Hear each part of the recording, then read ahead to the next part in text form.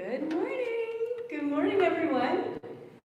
My name is Kate Brown. My pronouns are she, her, and I'm our Director of Inclusion and Engagement here at Humber Valley, and I'm so happy to be with you this morning.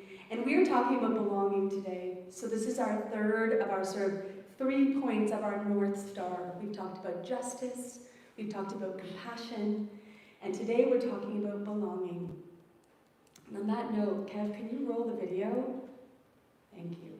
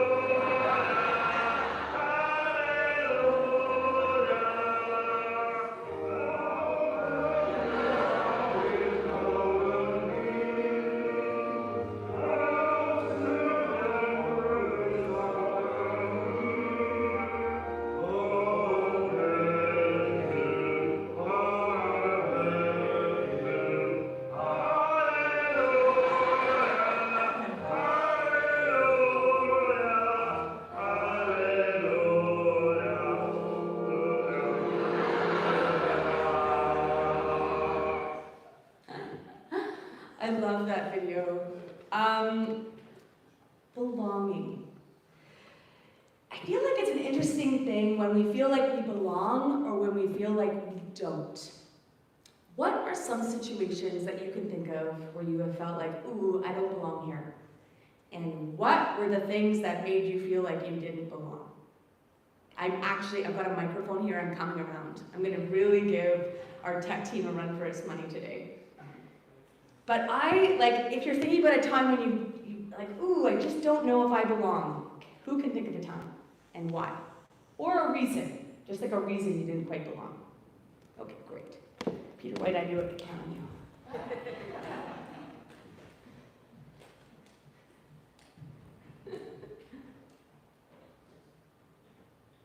The University of Waterloo has colleges that are made up and supported by churches. Somehow, I ended up enrolled in a Mennonite faith-based church. And my view of being the Mennonite faith was people that wore shrouds and everybody wore black and had trimmed beards, drove a buggy with a horse, and that was the modern picture. All of a sudden, the kids that I was in school with were absolutely different. They were just normal. They had t-shirts and shorts and loud mouths and something to say.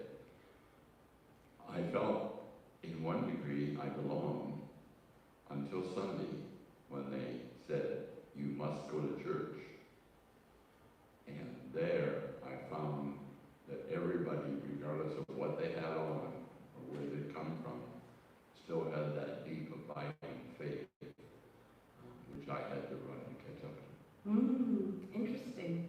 That's a good one. So definitely faith. Like that video just showed us what are the parts that are familiar to you that you feel like you could join in on? Like something that's familiar, for sure. Different faiths, yes. I could really identify with that video because having been in a high Anglican church, they have about 5 different hymn books. You gotta know which one we're using now. They stand, they kneel, they bob, they weave. So what you do is, you pick somebody that looks like they really know what they're doing and sit directly behind them so you can follow their every move. It was really hard to focus on the service because I was trying to stay in step. But I was in church, it was God's house, and they were there for that reason, and so was I. So the commonality won out in the end. That's great. That's great. So definitely things like faith, things like age, demographics. Like honestly, we're always trying to broaden our horizons. But here at Humber Valley, I know that sometimes people come in and we're like, largely look the same, of the same age demographic, and that, for some people who are new, well, you might feel the same way. You walked in and you didn't see anyone that looked like you. Like, do you belong there? These are sort of things that we have to, like, surmount, right? Like, I can tell you about a place I felt like I didn't belong. I was at the airport, and I had to go to the bathroom so badly, and I was running a few minutes late, like I often am, and I just darted right into the bathroom, and like, yes, there was no line, I got in, and then as I was coming out, there was a huge line, and it was all men, and I had gone in the men's bathroom, and I had to decide, like, in this moment, am I gonna just try to act normal and wash my hands, or do I run out of here? Like, I definitely did not belong there. There are certain times where, like, yeah, are there any other things that make us feel like we don't belong? Any other things that come to mind? Any other times in your life where you feel like, oh, I don't belong here? Language barriers. Language barriers, for sure, absolutely. Political views. Political views, 100%. I went and stayed with my aunt and uncle who are very, very conservative and live in a very small town. They're wonderful people. They had a dinner party. Oh my gosh, I was like, guys, at one point I had to just interject and say, I just want to remind you, I'm an artist. At the time I was working as a full-time artist. I was like, you're talking to your like bleeding heart liberal side of the family right now. And my uncle looked over at me and said, how liberal are you? Really? Not that it matters, but that's the point, is like, can we get on the same page even when we don't agree? Like, can we still belong to one another even if we don't agree? One thing Kevin and I were talking about on the way over, Kevin's my partner, he said, you know, it's actually probably easier to identify when we don't belong than when we do. Because when we do, we don't really notice it as much. But when we don't, when we feel like we don't belong, we really notice it. So, what are some things that help you feel like you do belong? Have there been things that have changed your mind? Where like you didn't feel like you belonged, but then what happened? You can just shout it out, I'll repeat it. Kindness. Kindness, okay. People look at you and talk to you. People, yes, people go over to look at you, talk to you, include you. Absolutely. Absolutely. That can make a huge difference, right? It was really funny. I don't know what happened to me this week, but my face swelled up. To the point where I couldn't see my eyes. I had some kind of allergic reaction, but I was also officiating someone's wedding yesterday. So I was like, I had these compresses on my eyes, and I was like, how do I look now to Kevin? And Kevin would be like, ooh, can you wear sunglasses? Like, he was actually like, you might want to just bring them. And it was one of those things where I forgot that I looked funny until I'd see people. That I knew, but like, it was quite a bit worse yesterday. But I would be like, hi, and they would be like, hi. And they'd do like a double take of like, oh, and I forgot what I looked like, but then was reminded. Yeah. It's easier to realize when we don't fit. I love this quote, and it's by Mr. Rogers. And it says this: love is at the root of everything. All learning, all parenting, all relationships. Love or the lack of it. Love is at the root of everything. All learning, all parenting, all relationships. Love or the lack of it. And I think if we actually think about it, what makes the difference in making us feel comfortable or like we belong, it's knowing that we're going to be loved and welcomed and accepted. It's that certainty. I actually used to work and I ran summer camps for kids, like residential summer camps up in Muskoka. I used to go to summer camp as a kid. I know I've told you this before. I went every summer and I loved it. And eventually, when I finished my English Lit degree, I became a full-time camp director. And it was so fun. And camp is this magical place. Who here has been to residential summer camp when you're a kid? Great. So especially if you have really strict parents like mine were growing up, the idea of going to summer camp and having total freedom to choose whatever you wanted to do that day, your activities, to meet new friends, to have like someone in charge of you that's only a few years older than you is really cool and tells you bedtime stories at night. It was really fun. I directed the camp for kids ages 5 to 10. And what I would say to counselors Because sometimes, especially guy leaders, like it wasn't as cool to go to the little kid camp as it was to go to boys camp. But I really gave the pitch that, did you know that the majority of how you feel about yourself, about your own personality, about the way you see the world and feel safe in the world, happens before the age of 12.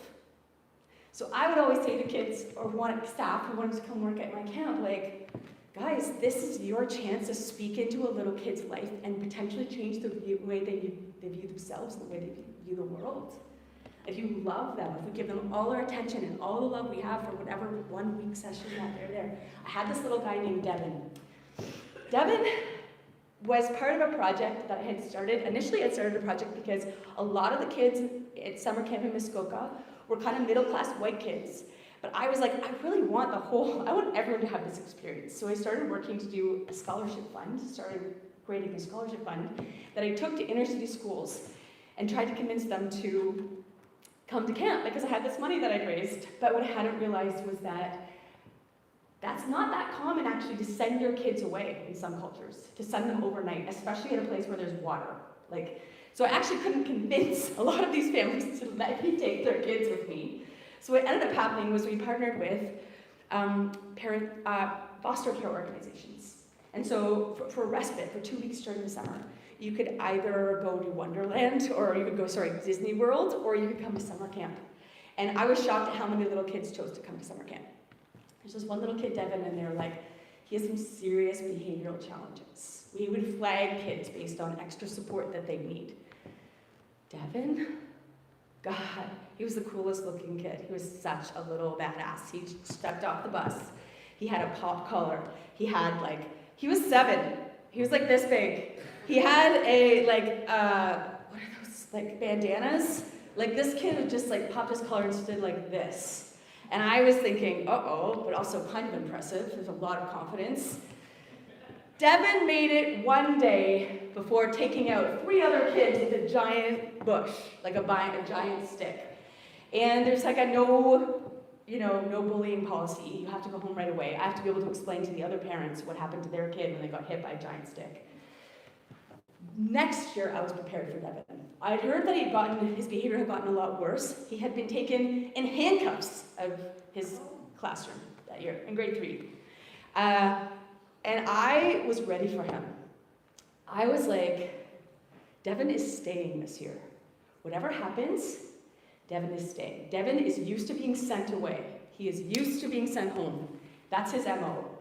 Whatever happens, Devin is staying. And I called up one of my former leaders, who was the best leader I've ever had, working with the most challenging campers, and I was like, I need you to come up for 1 week. He came up. Devin was his camper. And I was like, we are going to have Devin eat at different times than the other kids. We are going to keep Devin away from other campers. I told his leaders, if you have to dive in front of Devin before he hits another kid, dive in front of him, take the hit. We want to keep him here. So, the very first day of camp, I'm keeping a close eye on Devin. We've got 2 leaders keeping an eye, making sure he's far away from other kids at all times. We want him to stay. We have this building called the Crow's Nest, and it's a giant building with seats like this that go over the water. And every day we go for Bible adventure time. That morning, to kick off the week, the camp leader said, hey, we're going to have some volunteers come down, spun around 3 times and pointed to the very farthest part of the Crow's Nest, where there was one lone camper sitting with his leader to try to stay away from all the other campers. And it was Devin. They were calling him down to the front. And I was like, oh no, and his leader's looking at me like, what do I do? I'm like, I don't know, I guess he's got to go down in front of 300 kids. And he's got this little temper, and I know, this could go very wrong. He had to pick a partner. He luckily chose his camp leader. And what they had to do was they had to try to get these gummy worms out of pudding with their toes, and it was a race. And this is a kid who hates getting dirty. He just has a lot of things. The more this happens, the more I'm just thinking, what's going to happen? Devin chose his leader. He and his leader won. They won, and the whole Crow's Nest went wild for them. And for the beginning of that week, Devin, for the whole rest of the session, became the kid who won. And his whole his whole identity changed, he stopped being the kid that was going to get in trouble and always got sent home, and he was the kid who was known for winning. He was the kid for knowing he belonged. But like, that was our plan. It was like, this kid belongs here. He needs this love. We are going to find a way to accommodate whatever he needs versus tell him he has to fit into everything we are going to be. Brene Brown is someone who's studied a lot about shame and vulnerability and how those two coexist. And she also talks a lot about belonging. And she says this: fitting in is actually the opposite of belonging. Fitting in is about assessing a situation and becoming who you need to be accepted. Belonging, on the other hand, doesn't require us to change who we are. It requires us to be who we are. We either own our truth or we live outside of our story and we hustle for worthiness. So actually, belonging is like when we come with our fullest selves, with the broken pieces of us and with all of our gifts, and we can say honestly, like, this is who I am and this is what I have to offer. And we have a community ready to warmly receive each person. And I also want to say in closing just that I think there's been a lot of times in my life where I've been accepted and I have felt belonging. Church has been one of those places. Like, at first this morning I was like, how bad are the eyes? And then I just thought, I'm going to be with my family. I'm going to be with my church family. Who cares? But I don't feel like I have anything to prove because I feel loved. You know, and that's what God says to us. Perfect love casts out fear. Because fear has to do with judgment. We don't have to be afraid. That's the closing, is that Jesus comes to free us from fear of not fitting in, from fear of being alone in our life. We've been told that we've been given every spiritual blessing, that God is the God of peace and of comfort, and that we have every spiritual blessing that Jesus had. We are co-heirs with Christ. We belong not because of anything we've done or accomplished, but because of what God has done and who God says we are. We are beloved children of the King, and we can go into every room with that confidence. And we can ask to have God's perspective on time and life. So it's not about our successes or failures. It's really like, God, what are you doing? How can I help other people find their own sense of comfort and of belonging? And I think I've said this before, but allies need to be standing close enough to people who are marginalized to also get hit by the stones. And that's why here at Humber Valley, we say that we are public and intentional and explicit. Because that's been my experience in the past too. There have been places that I felt safe and like I've belonged, but recognize that not everyone else would be safe in that environment. Specifically around queer community, trans community, this is a place really truly where I promise you that you can feel safe here, that you will be welcomed and loved and celebrated for every one of your gifts and every one of your strengths. Let's close today in prayer. I'm going to start and then you'll join with me. I'd love to have you join with me. Lord, thank you so much for each person here. God, this is the beginning of a powerful and beautiful conversation about belonging. How do we enter into our own belongingness and our own confidence, our own stories, that none of our pain or love has ever been wasted. God, help us to learn whatever we're supposed to learn, but help us to be able to enter into our own belongingness and extend and welcome others into theirs too. And so we pray as you taught us to pray. Our Father, who art in heaven, hallowed be thy name. Thy kingdom come, thy will be done, on earth as it is in heaven. Give us this day our daily bread, and forgive us our trespasses as we forgive those who trespass against us. And lead us not into temptation, but deliver us from evil. For thine is the kingdom, the power, and the glory, forever and ever.